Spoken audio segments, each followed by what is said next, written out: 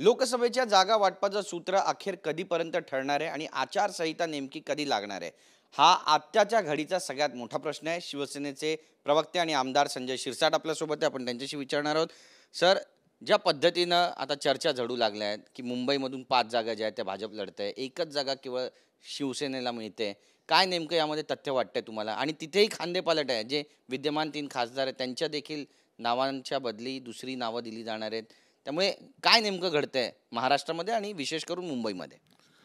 नाही, जागा वाटप होण्यापूर्वी अशा सगळ्या चर्चेला उधाण येत असतं. कुणाचं तिकीट कापणार, कुणाला नवीनला संधी देणार, किती जागा लढवणार, याचा या चर्चा निवडणुकीच्या काळात ह्या जोम धरत असतात. परंतु आता अवघे 2 दिवस अवघे बाकी आहे. 2 दिवस स्वतः त्यासाठी वाट पाहावं लागेल. भाजपच्या 5 जागा लढवणार आहे, आम्ही 1 जागा लढवणार आहे. हा जो निर्णय असतात ना, या निर्णय अखेरला एकनाथ शिंदे साहेब आणि देवेंद्र फडणवीस यांनी घ्यायचा आहे तो. म्हणून आता 2 दिवस वाट पाहणं मला वाटतं योग्य राहील. कोणीतरी माहिती देत असतं, नाही आता आज असं झालं, अर्ध्या तासाने पुन्हा माहिती दुसरी येते. या सगळ्या चर्चेला पूर्णविराम मिळायला 2 दिवस लागतील. म्हणून आता त्याची चिंता करू नका. आणि खांदेपालट करणं हे भाजपची असलेली पक्षाच्या अंतर्गतली रणनीती आहे. त्या रणनीती त्यांनी कशी ठरवावी, काय करावं, यावर भाष्य करणं मला वाटतं उचित नाही आहे. आपण नक्कीच. पण खांदेपालट होणार आहे हे निश्चित झालेलं आहे आणि बऱ्याचशा जागा आहेत त्या ठिकाणी सर्वे सुद्धा करण्यात आलेला आहे. इथे कुठे उमेदवार बदलण्याची मागणी होते, तर कुठे चिन्हावरती, इतरांच्या चिन्हावरती निवडणूक लढावी अशी सुद्धा मागणी होते. याबद्दलचा जो वाद आहे, जो तिढा आहे, तो कधीपर्यंत सुटेल? 2 दिवस लागतील. आता बघा, भाजपने काय करावं हे भाजपच्या अंतर्गत त्यांचा प्रश्न आहे. आणि आमचा जो अनुभव आहे, भाजपबरोबर आम्ही 30-35 वर्षावर राहिलेलो आहे. आम्हाला अनुभव असा आहे की दर निवडणुकीमध्ये त्यांच्याकडे कॅन्डिडेट चेंज करणं हा प्रकार असतो. तुम्ही इथंच नाही तर देशामध्ये जरी पाहिलं तर कॅन्डिडेट चेंज करणं हा त्यांच्यासाठी विशेष नाही. त्यांचा सर्वात जास्त जोर असतो त्यांच्या सर्वेवर. त्यांनी केलेले 4-5 सर्वे असतात, त्याच्यावर त्यांचा जोर असतो. म्हणून आता काय करतील हे भाजपमधले सुद्धा नेते सांगू शकणार नाहीत. पण मुंबईमध्ये ज्या पद्धतीनं 5 जागा मागतायत, ह्या मान्य आहेत का शिवसेनेला? याच्यावर तर वाद आहे ना. मग ते मागतायत, मग आपण सोडले असतं तर मग युती ताबडतोब झाली असती. युती व्हायला वेळ का लागतोय? या चर्चेला वेळ का लागतो? तर या चर्चेमध्ये कोणत्या जागा आग्रहाने घ्यायच्यात, कोणत्या जागा सोडायच्यात, याच्यावर तर हे खलबतं चालू आहेत ना. आणि मला वाटतं कोणत्याही पक्षाचा नेता असेल तो आपल्या पक्षाला जास्त जागा मिळाव्यात यासाठी प्रयत्नशील असतो. कोणी असेल, तर भाजप असेल, शिवसेना असेल, राष्ट्रवादी असेल. म्हणून आता हे कुठं संपेल याला फक्त मी वारंवार सांगतो की 2 दिवसाचा अवधी आहे. नक्कीच. एक बातमी अशी पण येते की गजानन कीर्तीकर आणि त्यांचे जे चिरंजीव आहेत त्यांच्यामध्ये टोकाचा वाद झालेला आहे, बाचाबाची सुद्धा सुरू आहे. ते म्हणतायत की इथून मी लढवणार, गजानन कीर्तीकर म्हणतायत की मग तुम्ही लढवणार तर मग मी माघार घेतो. त्यामुळे तिथे दुसऱ्या उमेदवाराची चाचपणी सुद्धा आता शिवसेनेकडून सुरू झाली आहे. काय नेमकं तथ्य आहे यातलं? हे बघा, ती ज्या गजाभाऊ कीर्तीकरांचे शिवसेनेचे ज्येष्ठ नेते राहिलेले आहेत, म्हणजे शिवसेना प्रमुखाबरोबर ज्यांनी काम केलेलं आहे. आता हे ती जागा निवडून यावी यासाठी नाही, तर घरामध्ये भांडण कशी लागावेत यासाठी उद्धव साहेबांनी ती जागा त्यांच्या मुलाला जाणून बुजून दिलेली. प्रत्येकाच्या घरामध्ये तेवढाच सुसंवाद असतो अशातला भाग नाही आहे. आणि जर असेल ना, अशी जर त्यांनी ठिणगी टाकायचा प्रयत्न केला, निश्चित त्याचा त्रास तर गजानन कीर्तीकरांना होणारच ना. माझ्याच मुलाबरोबर मी लढू, हा जो कौटुंबिक वादाची सुरुवात जी आहे ना, हे उबाटा गटाची परंपरा राहिलेली आहे. वाद निर्माण करणे आणि घरामध्ये एकदा वाद निर्माण झालं तर घर एक राहत नाही ना. म्हणून कदाचित कीर्तीकर साहेब शिंदे साहेबाशी परवा दिवशीच बोलले पण आहे. आणि त्याच्यावर काय निर्णय घ्यायचा आहे ते कीर्तीकर साहेबांनी शिंदे साहेब दोघं जण मिळूनच घेतील. आणि अखेरला जागा जिंकायचं हे महत्त्व आहे. मग राजकारणामध्ये कोण कुणाला हरवेल, कोण कुणाला जिंकवेल याचा फैसला तर जनताच करेल ना. नक्कीच. एक महत्त्वाचा प्रश्न आहे बारामती संदर्भातला. शिवतारेंनी आज सर्व पदाधिकाऱ्यांची, कार्यकर्त्यांची बैठक बोलावली होती. आपण लढणार यावर ते ठाम आहेत. आता विषय असा आहे की महायुती आहे, महायुतीचा राष्ट्रवादीसुद्धा एक भाग आहे. त्यावर अमोल मिटकरी यांनी पण पुन्हा एकदा त्यांच्यावरती टीका केली आहे. अश्लाघ्य भाषेचा त्या ठिकाणी वापर होतोय, आक्रमक पवित्र त्यांनी घेतलेला आहे आणि अवकात दाखवू असं सुद्धा ते म्हणतात शिवतारेंना. शिवतारे त्याच भाषेमध्ये उत्तर देत आहेत. हे थांबेल असं वाटतं तुम्हाला? लोकसभेच्या निवडणुकीपूर्वी काही उमेदवार किंवा इच्छुक चर्चा करणे, बैठका घेणे, जोर बैठका काढणे हा सगळा प्रकार करत असतात. परंतु जोपर्यंत पक्षाचा नेता त्याला अधिकृतपणे पाठिंबा देत नाही तोपर्यंत त्याला महत्त्व नसतं.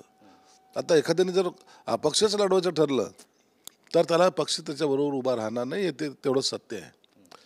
म्हणून आता एकमेकाबद्दल गरळ ओकण्यापेक्षा 2 दिवसाची वाट पाहिली पाहिजे. दोन्ही नेते मोठे नेते तर मिटकरींना सांगेल कशासाठी वादग्रस्त विधान करतोस. अजितदादा आहेत, एकनाथ शिंदे आहेत, ते पाहतील ना. त्यांना एकदा ठरवून तर द्या. एकदा त्यांची भूमिका ठरली मग कुणाला काय बोलायचं आहे आपण ठरवू ना. परंतु आता त्याच्यात आणखी मिठाचा खडा टाकल्यासारखं त्याला उसकाचं तर तुझी अवकात दाखवून देऊ, तर मग तो म्हणाल माझी अवकात दाखवतो, पाहतो आता मी. हे जे काही भांडणं आहेत त्या भांडणामुळं आपला लॉस होतो, पक्षाचा लॉस होतो. म्हणून याच्यात हे भांडणं टाळावेत आणि आपल्या नेत्यांकडून जोपर्यंत आपल्याला आदेश मिळत नाही तोपर्यंत मला वाटतं असं वादग्रस्त विधानसुद्धा करू नये. शिवतारेंना सुद्धा शिंदेसाहेब योग्य तो वेळेला योग्य ती समज देतील असा माझा विश्वास आहे. नक्कीच. छत्रपती संभाजीनगरामध्ये उमेदवारी नेमकी कुणाला मिळते? कारण भागवत कराड यांच्या सुद्धा नावाची चर्चा आहे भाजपकडून, तर आपल्याकडून संदीपान भुमरे यांच्या नावाची चर्चा आहे, चंद्रकांत खैरे आणि अंबादास दानवे यांच्या देखील नावाची चर्चा आहे उभाटा गटाकडून. काय नेमकं वाटतं तुम्हाला इथे उमेदवारी नेमकी कुणाला मिळू शकते आणि विजयाचा गुलाल नेमका कोण उधळेल? तुम्ही पण तिथलेच आमदार आहात. नाही, संभाजीनगरची जागा जी आहे उबाटा गटाने त्यांचा उमेदवार हा चंद्रकांत खैरे डिक्लेअर केलेला आहे. म्हणून अंबादास दानवेचा तिथं काही संबंध येत नाही. आता ही जागा भाजप फार आग्रह करते की आम्हाला सोडा, परंतु परंपरागत आमच्याकडे असलेली जागा आम्ही त्यांना पटवून दिलेलं की ही शिवसेनेकडे असली पाहिजे आणि त्या दिशेने आमचे प्रयत्न चालू आहे. मग ते आमच्याकडे एकदा जागा आली की उमेदवार कोण, मग आमच्याकडे 2-3 जण जे इच्छुक आहेत त्यातलं एक नाव हे शिंदेसाहेब फायनल करणार आहेत. 3 जणांमध्ये एक नाव ते फायनल करतील आणि तोही तिढा आता हे आज उद्याच्या बैठकीमध्ये सुटेल. एक जी भीती व्यक्त करण्यात येते ती म्हणजे आपल्या जर जागा कमी झाल्या शिवसेनेच्या, होणार नाही तसं वारंवार तुम्ही सुद्धा म्हणतात, पण जर समजा झाल्या तर मतांचं ध्रुवीकरण होईल आणि याचा फायदा उबाटा गटाला होईल अशी चर्चा आहे. हे सत्य वाटतं तुम्हाला? हे नाही, आम्ही हेच टाळायला लागलोय ना. हाच टाळायचा प्रयत्न आहे आम्हाला. लोकसभेमध्ये आम्ही ताकदीने उतरायचा का प्रयत्न करतोय की आपल्यामुळं इतरांना फायदा होऊ नये.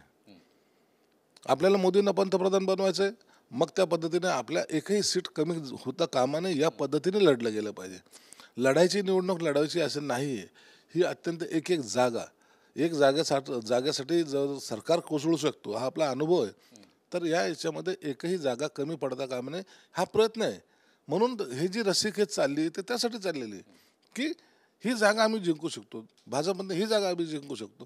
तर ह्या ज्या कॉन्फिडन्स ज्याला आहे त्या पद्धतीने वाटप होणार आहे. आजचं जागा वाटपाचं सूत्र हा विजयी उमेदवार कोण कुठलच्या भागातला होईल यावर अवलंबून असणार आहे. आकड्यापेक्षा निवडून येणार किती याला या ठिकाणी महत्त्व दिलं जाणार आहे. पण दिल्लीत या संदर्भातली बैठक होईल की थेट यादीत जाहीर होईल? कशा पद्धतीनं हे नियोजन असणार आहे आणि यादी जाहीर केली जाणार आहे? नाही, आता हे आता आज उद्या मला वाटतं पुन्हा एकदा दिल्लीला जातील. फायनल यांचं जे काय आहे ठरलेलं आहे ते एकदा वरिष्ठ नेत्यांशी म्हणजे मोदीजी असतील, अमित शहा असतील, जे पी नड्डा असतील यांच्याबरोबर एक बैठक होऊन त्यात तो अंतिम फायनल, कारण की भाजपच्या इथले प्रदेशाध्यक्ष असं देवेंद्र फडणवीस असतील यांनाही जोपर्यंत वरून सिग्नल मिळत नाही तोपर्यंत त्यांनाही काही डिक्लेअर करता येत नाही. आणि शिंदे साहेबांना सुद्धा त्यांना काही गोष्टी ज्या खटकतात किंवा वाटतं की यासाठी आग्रह धरला पाहिजे ते अखेरला वरच्यांच्या कोर्टात तो बॉल जातो आणि तिथं तो निर्णय होतो. म्हणून तातडीनं कोणतीही यादी प्रसिद्ध होणार नाही. एक बोलणी तिथं सेंट्रलला होईल, त्यानंतर मग या उमेदवाराची टप्प्यावाईज महाराष्ट्राची जी यादी सुद्धा 2 टप्प्यामध्ये जाहीर केल्या जाईल. नक्कीच. नितीन गडकरींनी आपल्या पक्षात यावं असं थेट आवाहन जे आहे, निमंत्रण जे आहे ते उद्धव ठाकरे देताना आपल्याला पाहायला मिळाले. यावर नितीन गडकरी म्हणतात उद्धव ठाकरेंचं निमंत्रण हे फार हास्यास्पद आहे. एक कमिटी असते, एक निवड प्रक्रिया असते भाजपची, याकडे कसं पाहता?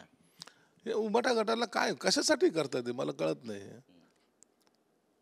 आपला पक्ष कुठं राहिला आहे, आपण कुठं आहोत, आणि अशा वेळेला एखाद्या पक्षाच्या ज्येष्ठ नेत्याला निमंत्रण देणं कितपत योग्य आहे? लोक हसतात अशा स्टेटमेंटवर, बालिशपणाचं स्टेटमेंट म्हणतात त्याला.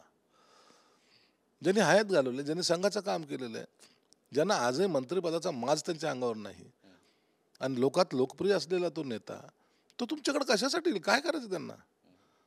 त्यांना पद आता त्यांनी निवडणूक नाही लढवलं तरी ते मंत्री होऊ शकतात, एवढी त्यांची ताकद आहे. त्या माणसाकडे तुमच्याकडे येऊन बसायचं काय गरज आहे? पण तो उबाटा गटाला असं वाटतं की आता देशाचे पंतप्रधान तेच ठरवतं का काय? आजही ते स्वप्नात आहेत. स्वप्न पाहणं त्याने सोडलेलं नाही. आणि मग अशा लोकांना झोपेतून जेव्हा जागे होतात ना, तर आपलं ते स्वप्न होतं जेव्हा कसं वाटतं त्या टायमाला सर्व संपलेलं असतं. म्हणून त्यांनी स्वतःची चिंता करावी. इतरांना ऑफर देण्यापेक्षा आपले बाहेर जाणार नाहीत याची काळजी घेतली पाहिजे. नक्कीच. एक शेवटचा प्रश्न आहे, आणखी किती इन्कमिंग आहेत आपल्या पक्षामध्ये? आता ह्या निवडणूक आहेत, या निवडणुकीमध्ये ह्या इन्कमिंग मॅक्झिमम प्रमाणात होणार आहे. काही काही पक्षाकडे आता उमेदवार सुद्धा नाहीत, उबाटाकडे पुन्हा उमेदवार नाहीत. त्यांनाही चिंता आहे. 22 उमेदवार 23 उमेदवार मागतोय जागा, कशी उभे करणार? कशी त्यांच्या प्रचाराची यंत्रणा काय असणार आहे? कोण जाणार आहे? काही प्लॅनिंग नाही आहे. तुम खडे राहो नाम से तुम्हीच निवडणूक लढवा, ही जी पद्धत आहे याच्यात आशेने निवडणूक जिंकता येत नाही. ग्रास रूटपासून तर वरच्या लेवलपर्यंत सर्व मॅनेजमेंट ज्याला म्हणतात ती करायची ताकद आता उबाटा गटामध्ये राहिलेली नाही.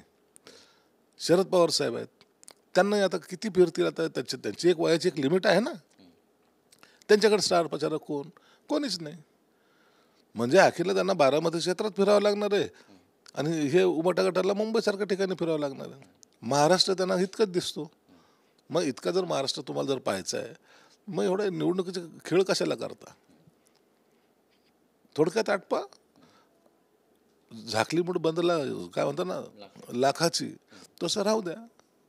लोकांना आणखीन संभ्रमात टाकू नका.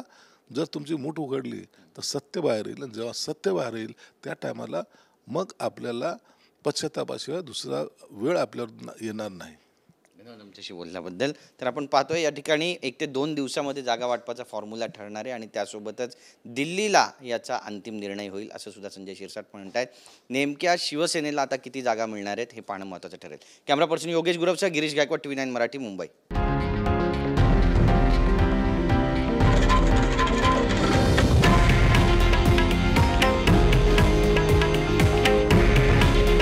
हे आहे देशातील नंबर 1 न्यूज नेटवर्क आणि आपण पाहत आहात TV9 मराठी. काळजी तुमची, हित महाराष्ट्राचं.